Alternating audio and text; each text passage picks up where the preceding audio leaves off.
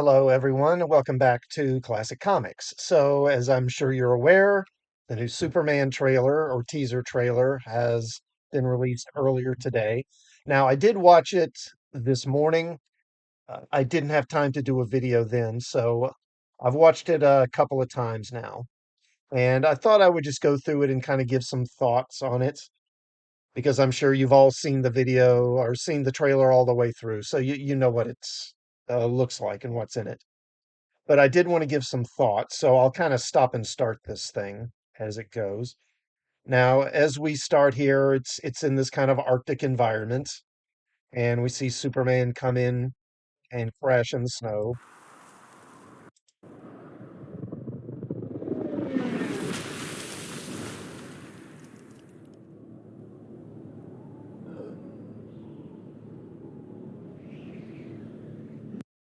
And this is very Snyder-esque, I think. And we see Superman very beaten and bloody. He's been put through the ringer. Then we cut to Metropolis. We see him as Clark. And a lot of people seem to have an issue with the hair. I mean, I don't know. I think it's fine. I don't really have a problem with it. It's not the way we normally see Clark look. Usually his hair is more kind of slicked back, or more kind of close cut, not this kind of tousled sort of mop that he has. But, I think it's fine. They're definitely kind of going for a more Christopher Reeve kind of sense of making Clark a bit more goofy, which, some people are complaining about that. It's like, well, Clark looks too goofy. It's like, well, he's Clark Kent. I mean, he's supposed to look kind of goofy. Okay, so we get these titles, and these feel also kind of like they've been taken from the Donner film. The font is kind of the same. They're kind of light blue, and the music builds, and it's this kind of electric guitar version of the Williams theme, a bit more drawn out. I guess because they want to make, Superman seem more cool or whatever.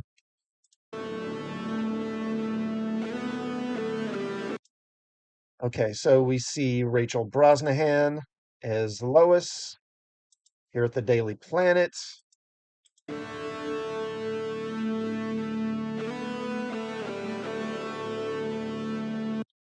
All right, so we see the Smallville farm, and we see Clark, assuming this is Jonathan Kent. A different look for what we're used to with Jonathan Kent. He tends to have this more kind of Norman Rockwellish look to him in most depictions. This is more kind of real world, I would say, and more kind of what you would see from someone on a farm today, probably. I know they seem to be consoling one another. I'm guessing that maybe we don't see Martha. So maybe she died recently and that's why they're consoling one another here. And then Clark whistles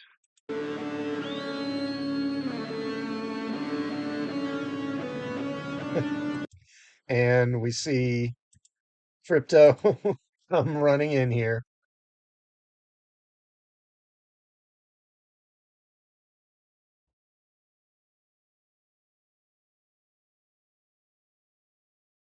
And he says, "Take me home." Okay, and this is a great shot. We get this image here of Superman saving this little girl, and that really looks great. This is maybe the best moment in the trailer, honestly.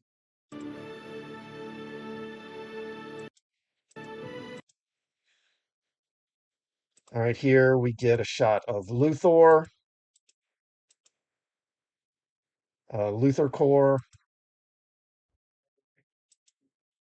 There's a good shot of Nicholas Holt as Luthor. So, as far as Nicholas Holt being Luthor, Nicholas Holt is a good actor, and I'm sure he'll probably be fine in the role. But personally, I just don't think he has quite the look that I would want from someone playing Luthor. To me, he just I don't want to say it's a baby face, but his face looks too he looks too much like a college student or something. I don't know. There's something about his face that he has a very boyish look, and I just don't think it's a good fit for Luthor's character personally.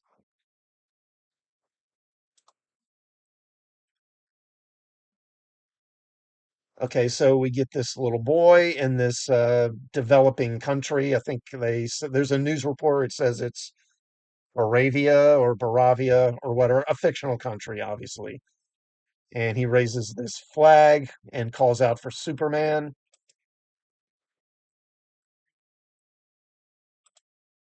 And we see this scene with the public seems to be turning against him.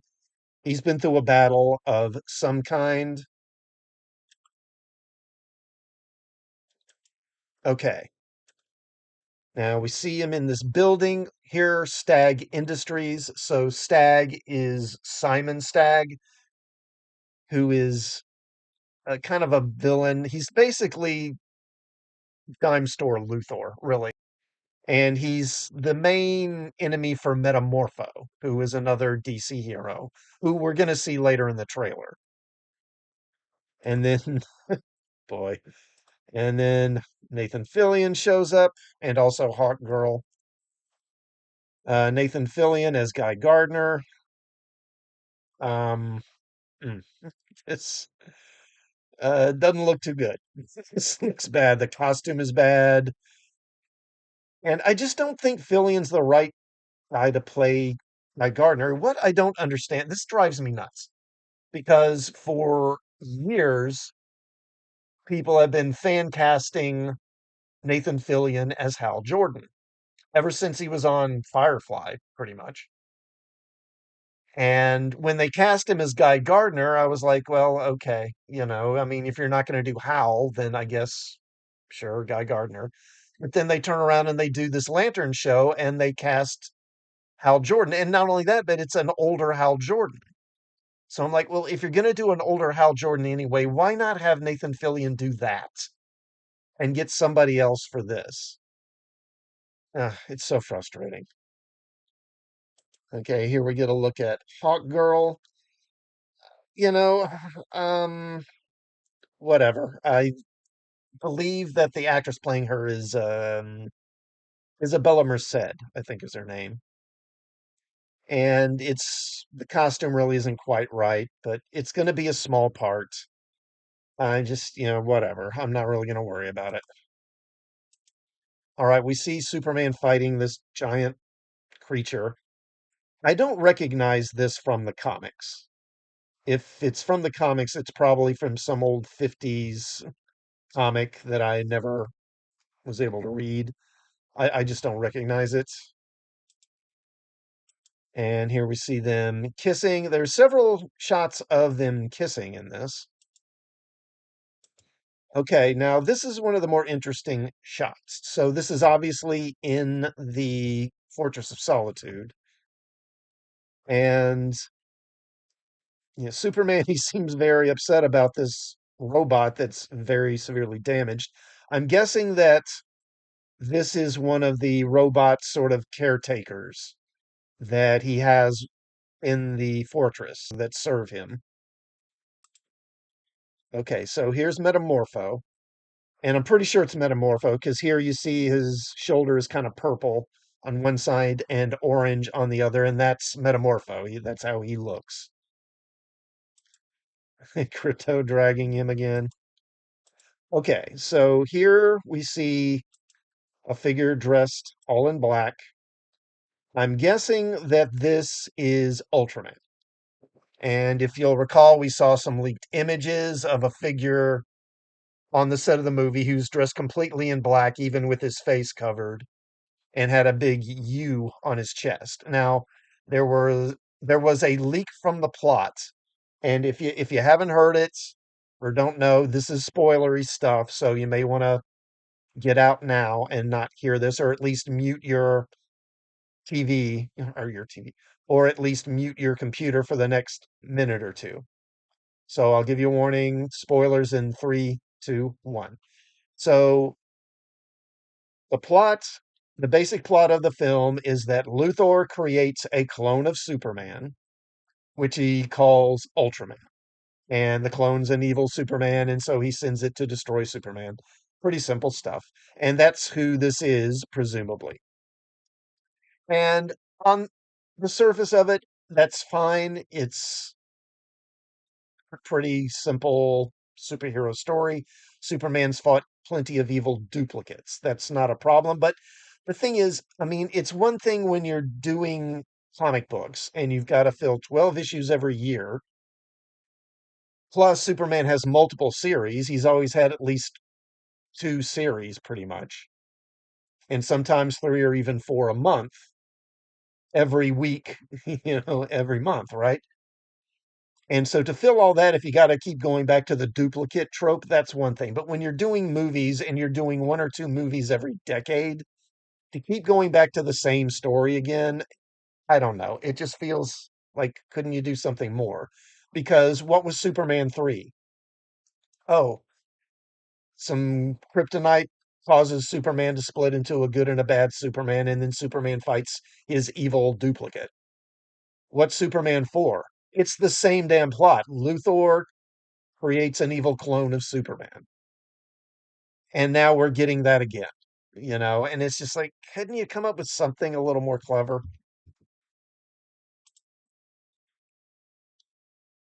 Okay, here we see Mr. Terrific. And he looks fine. That's pretty much what his uniform should look like. Another shot of them kissing here. And I'm guessing that maybe at least one or two of these shots of them kissing is maybe a dream sequence or something. I'm wondering if that's the case. And then he flies off into the sun, and this feels very Donner-esque here at the end.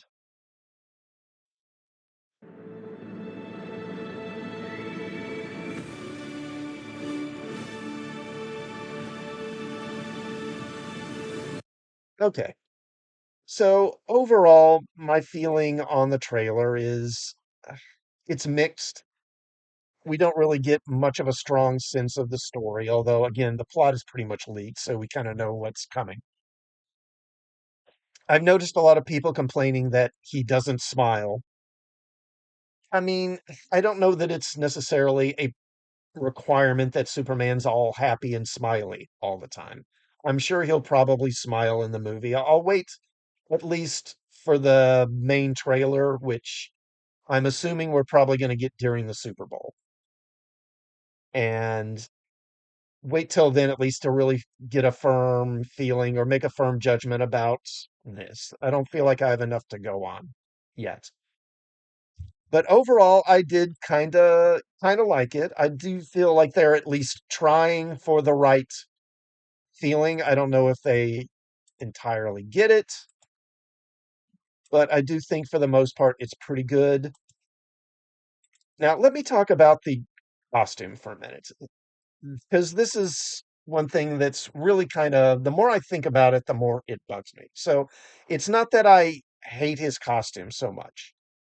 I don't particularly love it, but, I can live with it. It's obviously inspired by the New 52 version of Superman with the lines and seams and the high collar and all that. Then you've got this other S, which is more of a Kingdom Come style S on the chest instead of the traditional one. And throughout the day, as I kept thinking about this trailer, one thing I thought about is, I asked myself, why is it so hard for them to just do the traditional costume? Because it's right there. Everybody knows what it looks like. It's not hard, right? So why can't they? And then it occurred to me that, we really haven't gotten a comic accurate costume in live action, not counting like cartoons. We haven't gotten a comic accurate costume since Lois and Clark, the show in the early 90s, because Superman Returns, they changed the costume up, a smaller S, the trunks were different, the belt was different, the colors were darker. Then we got Man of Steel, no trunks. The S was bigger and kind of changed, in different, again, darker color. And now this. And even the Superman show on the CW. It's pretty close. but there's actually two shades of blue in the costume rather than just one shade of blue. And the more I thought about it, it occurred to me. So I think maybe part of the reason for this change in the costume may be because let me let me talk about Star Trek for a second. Star Trek, when J.J. Abrams and Bad Robot were going to do Star Trek, part of the reason they decided to do it is because they were going to they signed a deal that would give them a piece of the merchandising. So they thought they were going to get in on the merchandising money train and get a piece of the action figures and the toys and the posters and t-shirts and everything. Now, it turned out not to be that way because it turned out that fans want the original stuff, not the J.J. Abrams 25% different stuff. But that was the reasoning because the original versions of Star Trek are owned lock, stock, and barrel by, at the time it was CBS, Viacom, or Paramount, I don't know, whatever. So, in order to get a piece of the merchandising money, Abrams and Bad Robot had to make their Star Trek 25% different, right? At least that's the claim that's been put out by a variety of sources. They had to make theirs different from the original because if they did it in the original style with the original costumes and original Enterprise, well, then they wouldn't be able to get any money from the merchandising because Paramount would get all that. And it makes me wonder if the reason we aren't seeing the original costume being done anymore is because the people who are producing this stuff, whether it's Gunn or Zack Snyder, Brian Singer, what's his name, Berlanti, or whoever does the CW shows, because they're signing deals that give them part of the merchandising. And they want to do a different version because that way they can get money in the merchandising. Because if they just do the original costume, well, Warner Brothers Discovery already owns the rights to that. So Warner Brothers Discovery would get all the money. But if they make their costume 25% different or whatever, then they can get a piece of the action figure sales or the posters or the toys or whatever. I don't know that to be the case, but I wonder if that might not be it. You let me know what you think in the comments. Am I right about that or am I off base? And what do you think of the trailer? Are you excited about it? Like I say, I'm hopeful, but I'm going to reserve further judgment until I see the main trailer. And while you're here, please do like this video and also sub to the channel and maybe check out some of my other videos while you're here. And I will see you all next time. Thanks for watching.